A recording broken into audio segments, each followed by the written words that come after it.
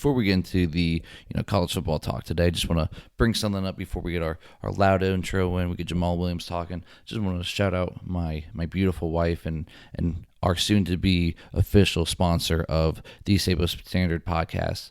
My wife she's a veterinarian. She's a great job at it, but she's got her side hustles just like we're trying to make our side hustle over here. She started her own candle business, the Olive and Moon Candle Company. It's the candles for pet people. She's really working hard on this. She's working on some different scents kind of every single month.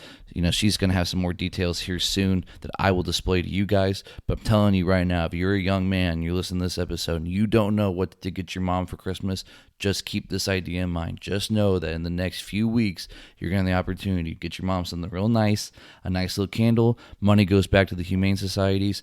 Support my wife's business. Support the Olive and Moon Candle Company.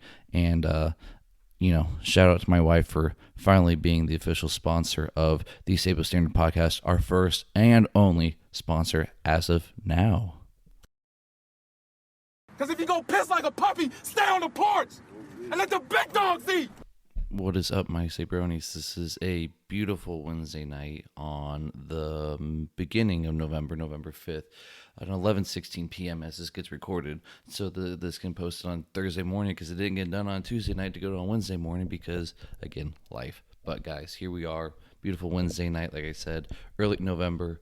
The weather just, could it be any better for November? I mean, we have it at, points of 60 degrees at some point, and then the sun goes down a little bit earlier in the day now, starts to get a little bit colder. But gosh, man, it's like life is just really, really good right now. High school football playoffs are going on. We're gearing up towards the end of college football season. That means some playoffs. That means some rivalry games. The NFL's in just absolute full swing halfway through the season, and basketball's on, college basketball's back. We got a lot of really good things going on in our lives right now in regards to sports. And so here I am just trying to do my best of giving a weekly update on what I think about the world of sports. So if you are listening, if you are a loyal listener, one of, we're dipping down, the numbers like 15 on average. So if you are somebody that listens to this, I appreciate you. I'm grateful for you. Could you just do me a favor? Share this with somebody that loves football. Share this with somebody that you think would like to listen to, me talk, and then just follow me on the social medias, on Instagram, on TikTok, all those things at the CFP Standard, THESABOSTANDARD, the CFP Standard. Just give me a follow on those. Help me grow this, guys, because like the last few weeks I've just been itching. I just want to do it more and more and more. And if you help me grow that, the more people that listen, the easier and easier, and the more fun this can be as it gets bigger. So we got a lot to talk about tonight. Just want to get into it really, really, really quick. So after a 2-minute quick intro, here we are. Let's go. So I'm like really annoyed. Like I just said all these great things.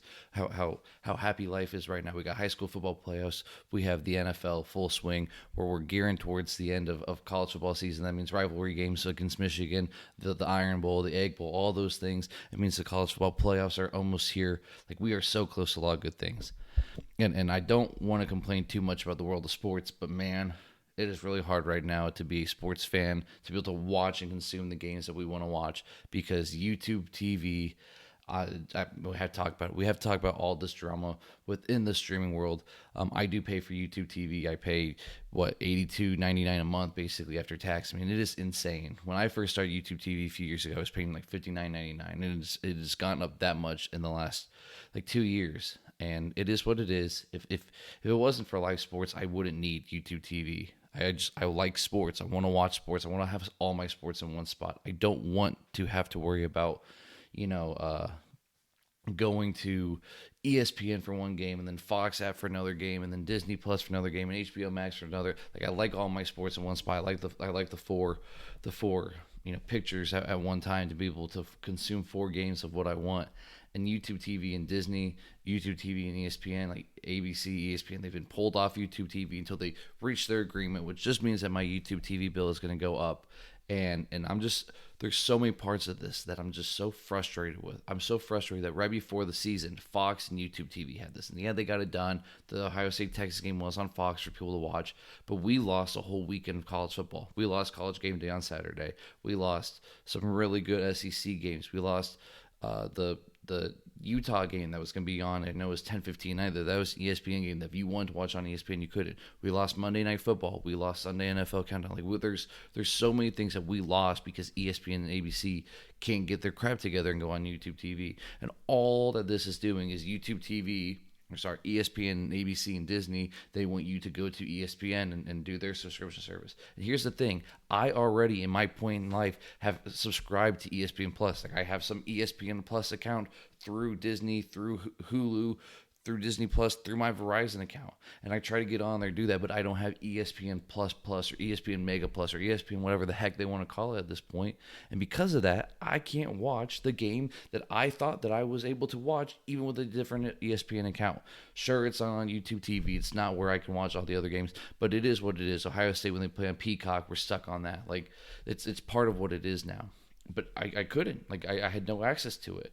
And so I don't know what I'm paying for on half these, and I'm to the point, like, I'm maybe we are better off of getting rid of the Netflix, the HBO Max, all that crap, and getting rid of YouTube TV and just getting cable and having everything there. But then you can't, because, like, the wife wants to watch Game of Thrones, she wants to watch House of the Dragon, she wants to watch all those shows on HBO Max that aren't on regular HBO channel on whatever cable. Like, it's just the dumbest thing ever. It's to the point where you almost have to pick and choose. Like, I'm not gonna watch anything on Netflix or Disney Plus because I'm not gonna pay for it anymore. Like, I'm so tired of putting all this money into all these streaming services that at the end of the day don't give me anything. They don't give me any benefit because I can't watch the things that we want to watch, the things that we're paying for. I never had to pay for regular cable. I never did. Like, I'm too young to have my own regular cable. I had some Spectrum, like, select package, like 10 channels at one point that they don't seem to even offer anymore. And I've gone with YouTube TV, and YouTube TV has been great up until the point of they keep raising prices every single year. They got the rights to NFL Sunday Ticket, and it just seems like it was even more and more expensive. It's to the point where it's a joke. It's to the point of this weekend, if it's not fixed, like, what are they going to do? Like, how much longer is this going to be? And YouTube TV sent out an email saying they're going to give a $20 credit to people for this. And at this point in time, like, somebody, it just popped up on my feed. It was a tweet that said, YouTube TV, when am I getting my credit? They're like, we're working in good faith to get this figured out with Disney and ESPN. And once we determine it's been long enough, like, it has been long enough. You lost us a weekend of great football games. You lost us a weekend from it.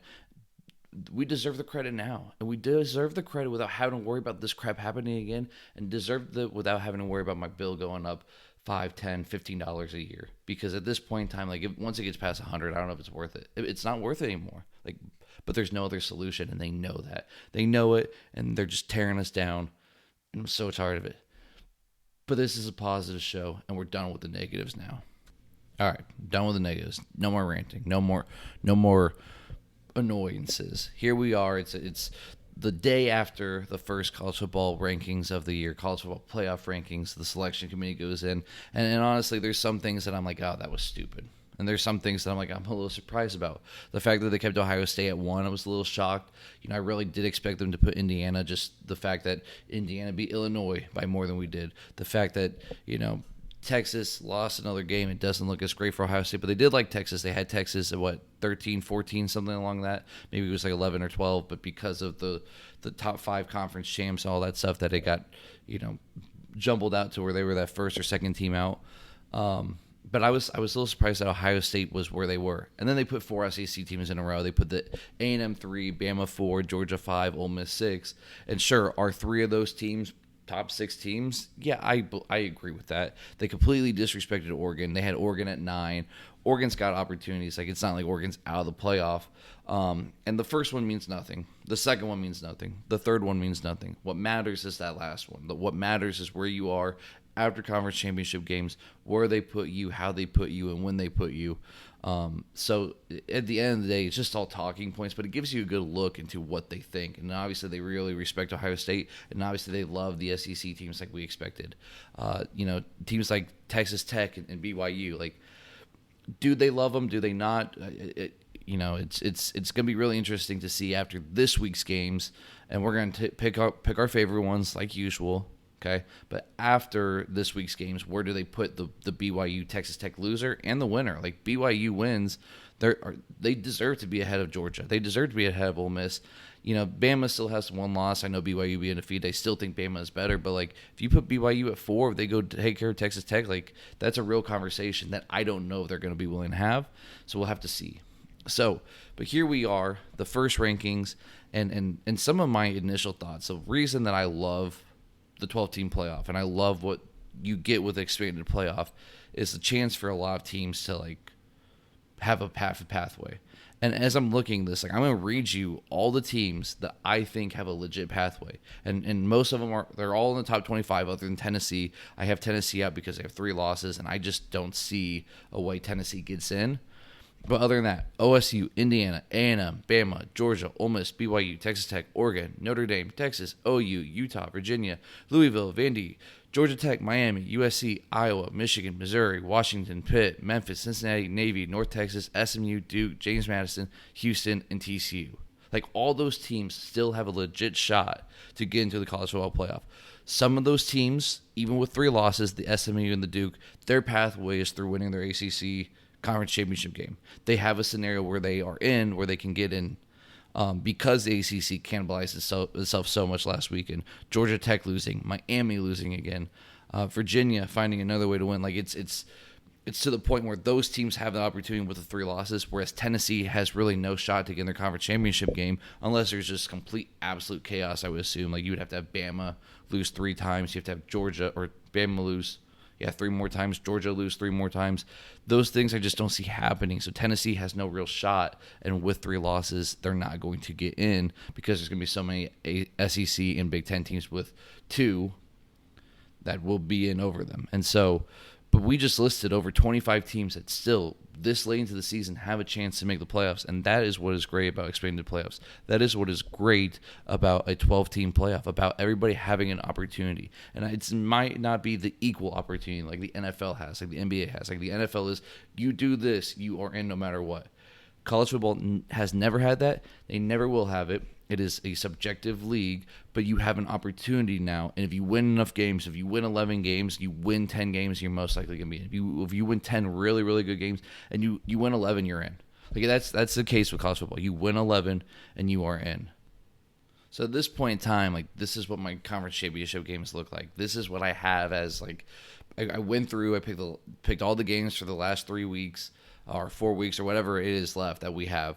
I went through, I picked all those games and kind of gave me based on tiebreakers who would be in these conference championship games. And this is who I had it. Louisville, UVA for the ACC, Indiana, Ohio State, Utah, BYU, Texas, Bama, and then like the group of 5 teams, the North Texas, the Memphis, Jacksonville State, Kennesaw State, Miami of Ohio versus Ohio, San Diego State, Boise State. Like the only ones that really have a chance at this point then would be North Texas and Memphis. Like that winner would be in. And remember, it's not 4 Power 4 and one group of 5. It's the top 5 conference teams. So really it could be Big 10, Big 12, SEC, AAC, and Conference USA. I just don't ever think to the point where like the ACC, Big 10, Big 12, SEC would ever be left out. They're always going to be one of the top 4, and then you get those group of 5 as your 5th best. And in this case in time, like Memphis or North Texas is the only one with that realistic chance. They're not going to put a Kennesaw State with 2 losses over Memphis or North Texas. Boise State with the 3 losses, not happening. And so, with the results of those games, who I think would win, this is my bracket now. I got Georgia Tech getting the 9 seed, playing at Ole Miss, Oregon at Virginia. I think like with Virginia, winning the conference championship in the ACC, just because that was, like I said, how I picked it. Those are 2 teams I fell in. I think they would beat Louisville. You get Bama at Texas A&M. You get Louisville at James Madison, and then it turns into Georgia Tech playing at Ohio State, or not at Ohio State. Sorry, they'd be playing in their bowl game at Ohio State. The fact that we only have first round at home matchups is insane. Like do it for the first 2 rounds would be awesome. Oregon, Indiana rematch. Bama, Texas rematch, and then Louisville and BYU as the last one. I still think Indiana would beat Oregon again. Like I really do. Neutral site, give me Indiana. However, I had Texas beating Bama in that SEC championship game. I think if those two played again, Bama would then beat Texas, and then BYU would beat Louisville, and you would have Indiana playing Ohio State, BYU playing Bama, and then I think Ohio State and Bama meet up in the national championship game. And again, this is just at this point, the moment one of these teams loses, like this just gets congested again because the ACC picture changes so much. And the moment one of these matchups changes, I fall in love with a different team. Like I really like Georgia Tech. I really like the things they do. I still think that they have a chance to beat Georgia, and this is assuming that they had their one loss, because I think that they're going to beat Georgia. I really do think in a few weeks they're going to beat Georgia. It's to the point where like these games they mean so much. Like every week the matchups, like I said, they change a lot. I really think Bama right now is a really good football team, and I like Bama a lot. And I think Bama, that's shown by, I think they go to the national championship game. I think they lose to Texas in the SEC championship game, and I still think that they have an opportunity to get in. Ohio State, Indiana, like could Ohio State lose to Michigan? Sure. We know it's a rivalry game. I just don't see it happening, and I think Indiana's that good. I don't see Indiana losing again. Like, there are so many great examples. Like, Utah, BYU, like, the Holy War matchup, the rematch in the Big 12 championship game, like, that is fun. That is awesome.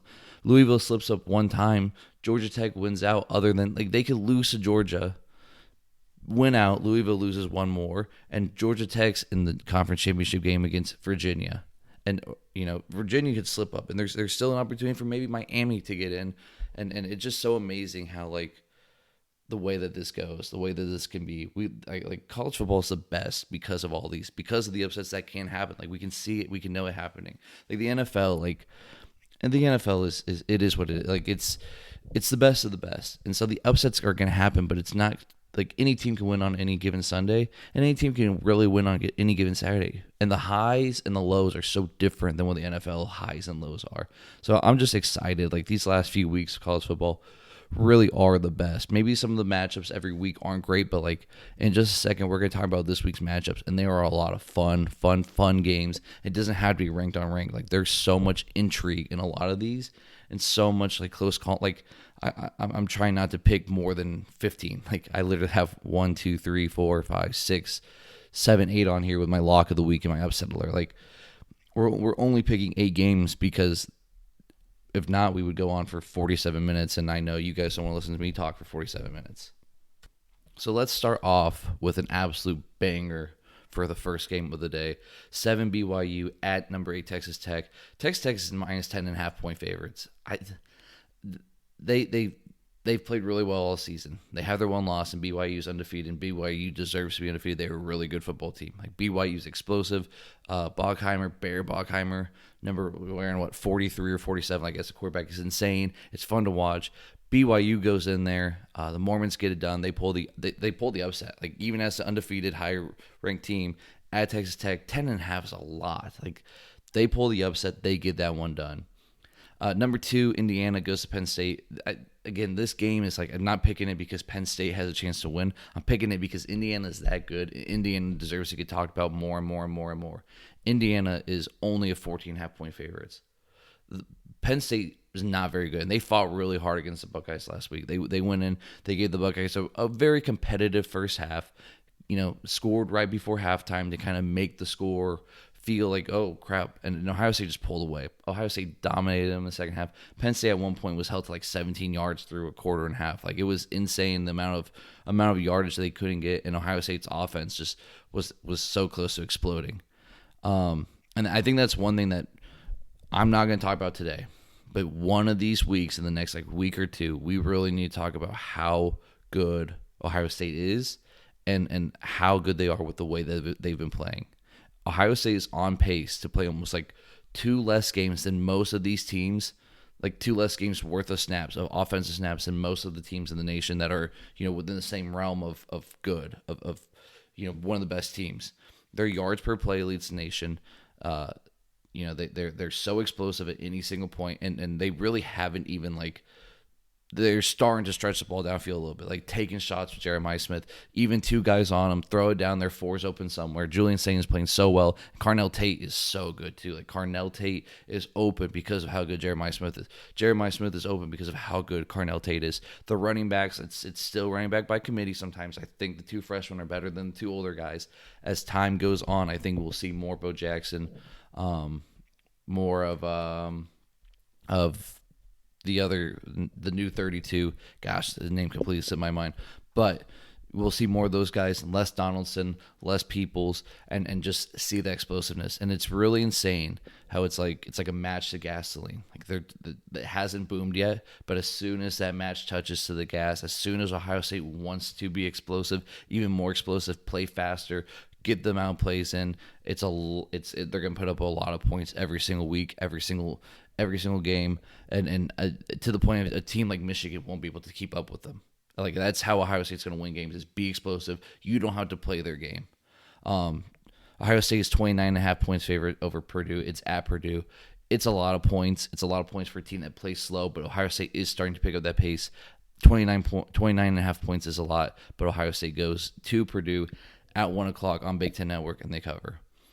Number 3, Texas A&M goes to 22 Missouri. Missouri's lost a lot of games recently. I think that like Texas A&M's 6.5 points, I think it's close for a little bit. Like Missouri's got some pride. Drinkowitz is a good coach. He's probably going to take the Penn State job. Like he's the favorite to get the Penn State job at this point. It just feels like that's the direction that he's going to go, that they're going to go. What else can he do at Missouri? It's not a football place that's going to consistently be able to win a lot of games every year. The expectations were just too high. He couldn't do it. Same with last year. Like just too high. They can win games sometimes. They can keep it close. But Texas A&M minus 6.5, give it to me. They go to Missouri. They pull it away at the end and cover. Man, this is a fun game right here. 9 Oregon going to 20 Iowa. Since like 2010 or 2000, Iowa has beat 7 top 10 teams in Kinnick Stadium. Oregon's a touchdown favorite. I think Oregon loses again this season, but I don't think it's to Iowa this week. But I think it's close for a good amount of time. I think Oregon pulls away at the end to make the score look a little bit more than maybe what it should have been.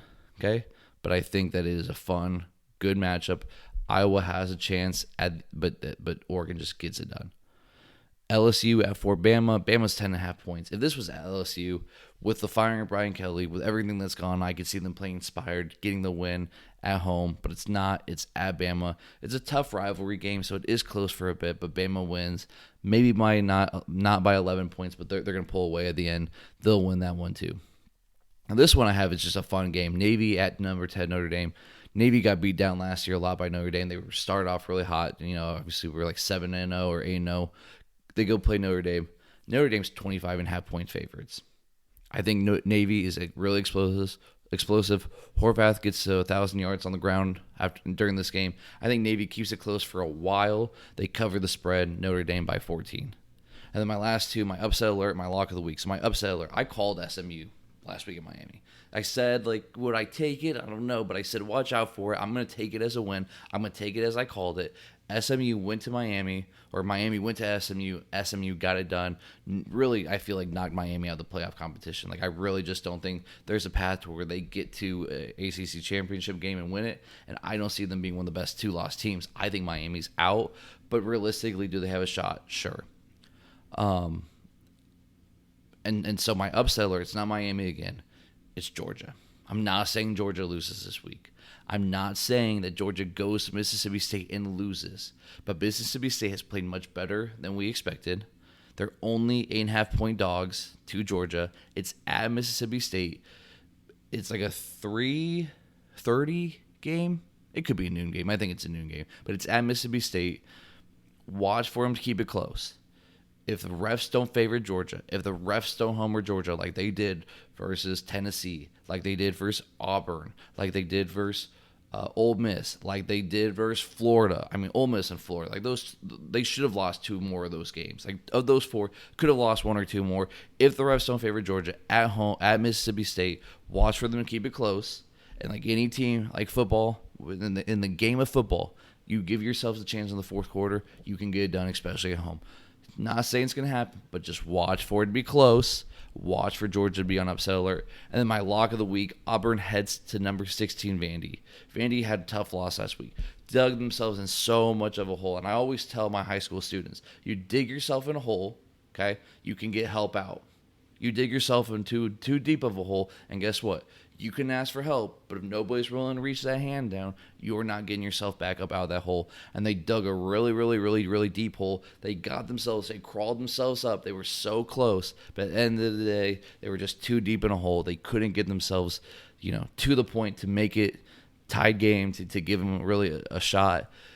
It was a tough loss. It was one of those ones, again, like Vandy with 2 losses is just not going to be better than other teams with 2 losses. They need to win out to have any chance. Vandy's a 6.5-point favorite. They cover easily.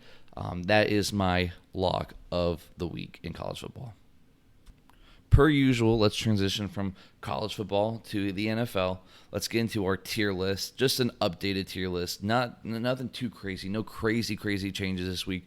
Some big upsets last week. The Colts and the Packers, they both lost. I'm going to keep them in my Super Bowl contenders because they won the games previously that I said I need to see. I'm not going to let one bad loss. And the Colts' bad loss wasn't even really a bad loss. The Packers was a little bit. The Colts went to Pittsburgh. They lost, and it was one of those games like I expected the Pittsburgh Steelers to play the way that they did, and the score was closer than what it said, but I'm not going to destroy the Colts for it. Now, they lose another one like that, then yes, they might drop down on that playoff lock, but they had such a lead in the AFC South. The Jags were the only other team that really felt like they had a chance, and they're just getting injury plagued right now. The Colts are still Super Bowl contenders in my eyes, but they lose one more game. They're just a playoff lock. And the Packers. The Packers lost, and the Packers have a big game this week. They could lose this one and still be in my Super Bowl contenders. But one more big bad loss like that, it's going to hurt them. My other playoff locks, they could win some games. Nothing changes. The Seahawks, the Pats, the Rams, the Bucks, and Seattle. But sorry, I said Seattle twice. But Seattle is really explosive. I put that on. I want to make a point that Seattle's close too. They are close moving up on that list. They just went and destroyed the Commanders the other night. It was a battle of 2 really great uniforms, by the way. Seattle's old school uniforms are so good. The Commanders brought back the Redskins uniforms, and it just to honor some of those those Super Bowl championship teams. Jay Daniels went down with a bad injury. Really sucks for the Commanders, but man, Seattle is really explosive. They can score a lot of points any single time, and that was a really fun night of football for them, and definitely not for the Commanders. My close is the Chargers, the Broncos, the Jags, Steelers, and the Niners. Okay, I put the Panthers there. I moved the Panthers there. They're a good team.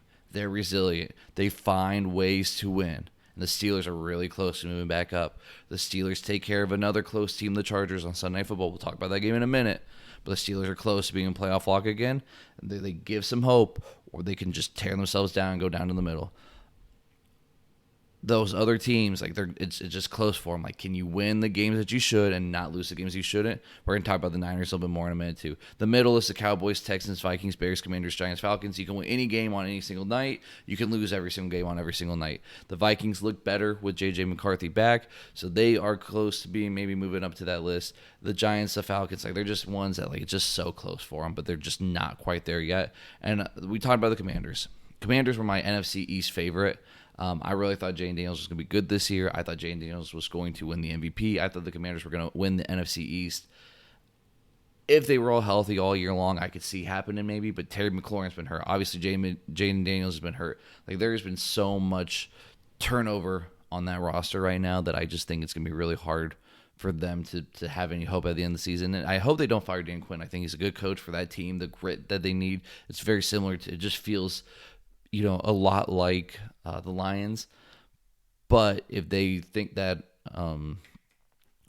Cliff Kingsbury is going to elevate that team, I think they could fire him and bring Cliff back up for being in the OC, back to being head coach in the NFL. And then my bottom dwellers, the Browns, the Bengals, the Titans, Raiders, Ravens, Saints, Dolphins, Jets, Cardinals. And by the way, the Bengals found a way to lose to the Bears. Craziest ending to a game you might see all year, and we said that with Giants Cowboys week 2, there was gonna be no crazier ending, and the Bengals and Bears absolutely delivered. Crazy fun ending last week. What a good game that was. Finally, our last little segment of the evening, our NFL games of the week. I've got a few good ones on here. Man, this is a good week of college of the NFL. This is a good week of college football, good week of NFL. Like high school football playoffs Friday night, great college football game Saturday, and then we go to the NFL. We have this on Sunday. I mean, this is fun. Ravens at Vikings. Both teams need a win to feel good about anything this season. Baltimore's minus 4.5. The over/under is 49.5. I think the over hits 49.5 between those two explosive offenses. Give me Baltimore, and they make it real interesting in the AFC North. Like the Pittsburgh Steelers, it's not locked in for you. You better win games that you should, and you better not lose games you shouldn't, because the Ravens are coming. The Ravens are explosive. With Lamar Jackson, they can win as many games as they need to. The Pats at Bucks, what a fun matchup. I mean, who would have thought at the beginning of the season this was going to be one of the best games of the entire season? At Tampa Bay's a 2.5-point favorite. I think when they were healthy, their offense is as good as anybody's. Obviously, Mike Evans can be out pretty much the entire year. Egbuka has been so good, though, and Tess Johnson's really played well. K-On has played well. The run game, there's a lot of really good explosive pieces there. The Pats are tough. They're gritty. It's a Mike Vrabel football team. The total's 48.5. And I think even with as gritty as it's been, the offense has looked really well. The offense, Drake May has played I've been really impressed with Drake May. His ability to throw the ball, his ability to extend some plays. Stephon Diggs has been really good all season long, specifically the last 2 weeks. And Travion Henderson, we know he's a match. Okay, match that hits gasoline. What's going to happen? There's going to be an explosion. That boom can happen at any single point. I really like this game. It's a fun game. The total is also 48.5 on this one. Take the over on that. I think New England goes to Tampa Bay. I think they win it. And again, that makes it real interesting. The AFC East, like it's not guaranteed that the Bills get it. The Pats are a good football team, and the Pats are going to keep winning games. Another one, the Rams at the Niners. This one's in San Francisco. The Rams are 4.5-point favorites. The over/under on this one's 49.5. I think that one also goes over. You know how much I hated this Niners team at the beginning of the year. I said that they're going to not be very good, and they found ways to win. The system that Shanahan runs is so good and so consistent that they are going to win a lot of games every year. They're Pittsburgh Steelers of the NFC. If they are going to win 7, 8, 9, 10 games, they're going to be in that position of making a run. They've really impressed me so far, and I've really wrote my wrongs that I've had on them. But the Rams have been my pick to win the NFC West all season. They get this one. They get revenge from that Thursday Night Football game that they lost a few weeks ago to the 49ers. Sunday Night Football, the Steelers at the Chargers. In LA, the Chargers are 2.5-point favorites. I can see it going either way. It's like last week. I could see it against the Packers. It could go either way. The Steelers can lay an egg. The Steelers can play really good defense. If the Steelers force turnovers, they win this game. If the Steelers continue to play good run, the pass defense has been horrendous. It's been awful. But they play good run defense. The run defense or the run offense of the Chargers has been, like, obviously it's been injury plagued. If they can get nothing going and the Steelers can stop their offense, the run game, force Justin Herbert had to beat you with his arm, the Steelers have a chance to win this game. You get turnovers, you capitalize. The offense is going to score points, they'll win. Do they get enough turnovers? Probably not. But I'm not picking this game. Chargers 2.5 points. You do with that information that you want. Monday Night Football. Eagles at the Packers. I mean, what a freaking great Monday Night Football game that we might not even have to be able to watch because YouTube TV. But again, it's a positive show. Packers are 2.5-point favorites. Guys, I'm going to go with the home team. I think they bounced back after an ugly loss last week, a disastrous loss that they shouldn't have had. They really need to prove that they are Super Bowl contenders. Again, they can lose this one, and I'm not going to drop them down if it's competitive. Same with the Eagles. If the Eagles go get smacked, I might be ready to move the Eagles down. If the Eagles keep it close and they lose, like they're both going to stay in the Super Bowl contender spot. This really feels like it could be a change in the guard, though, the NFC. Like, this feels like it could be the game that sets the Packers as that best team or second best team behind the Lions, depending on where you think of them. I think it's a really tight game the whole time. I think that the run game is going to be important for both teams. How much can Josh Jacobs and Saquon, control what they need to do? Jordan Love is going to throw the ball really well. All those receivers are really solid. It's a really tight game the whole time. Green Bay finds a way to win in the end. And then finally, the absolute game of the week, the battle of the mid-off. The 2-6 Browns head into the 1-7 Jets. Cleveland is a 2.5-point favorite. The over/under is 30.5. Honestly, let's just take it. Let's take the over. Two bad offenses scoring on two bad defense. Garrett's going to play well. Which Garrett? Myles Garrett, Garrett Wilson, both of them. Both of them are going to have good games. The Browns win by their -2.5, win on a field goal at the end. That's going to also hit the over. It's going to be an ugly, fun game in New York. Browns fans, I'm picking you to win this game. I'm picking you to win the game of the week, the battle of the – it's a bowl game for sure. It's not the Super Bowl. It's not the Rose Bowl. It might be the Toilet Bowl, but it's a battle of the mid-off. It really is hard to believe that this season is almost halfway over. Like the NFL is, I'd say every week. Like we're so lucky to have the sports that we do, to have these games on every single week. There's so much with the college football stuff to talk about every single week. And this week there was a lot of stuff with the new rankings. But next week, I really want to kind of focus more NFL heavy. I want to go back to some early on NFL predictions, see which ways we were really right, which ways we were really wrong, do some midseason awards, and see what some of our changes would be. I still really like the Rams. I still really like the Bucks. But my prediction of the Commanders has to change. The AFC North, like, do I homer the Steelers, or do I really think that Baltimore has a chance? Like, Lamar, as long as Lamar and Derrick Henry are there, they have a chance.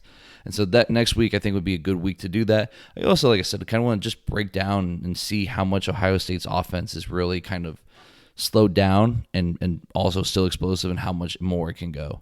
And so this is going to be, just football heavy, but there is some NBA, there is some college basketball on. We'll always talk those big stories without trying to go over a 40-minute episode. So here we are, we're sitting at like 34 minutes or so right now. As we get to this point, it's a good time to start winding down. Kind of my last few things, these little endings. I really want to, I'm working really hard on these history shows, I promise. I'm working on scripts. There's a few ones that I just want to do them all at the same time. I want to have them done, and still working out like separate show, not separate show, all those things. If you see Kelly, if you know Kelly, if you hear this and you're not named Kelly, message Kelly or say something to Kelly, or if you see Kelly, say something to Kelly, tell her to make my logo, because the logo makes it official. When it's official, then I feel more inclined to officially get it done. So Kelly, or if you see Kelly, say something to Kelly. Say logo, okay? Also, in some capacity, this is something I really, really want to do. I've been having this idea. Top 10 Tuesday is so overrated. We're going to do Top 10 Thursdays. Okay, and I don't know if Top 10 Thursdays is going to be every week on the podcast, because like that takes up a lot of time, and time that you might not want to hear me just listing. Okay, so even if it's a weekly TikTok video or Instagram reel or whatever, the YouTube shorts, whatever it is that we need to start getting those made and uploaded, or even like a blog, like I website stuff, whatever, all that crap that we're just trying to grow, help this grow. I do want to do a Top 10 Thursday. Top 10 Thursday does not have to be just sports. Top 10 Thursday can be anything. So I need your help. Okay, if you're listening, if you made this far, please do me a favor. I need your top 10 suggestions.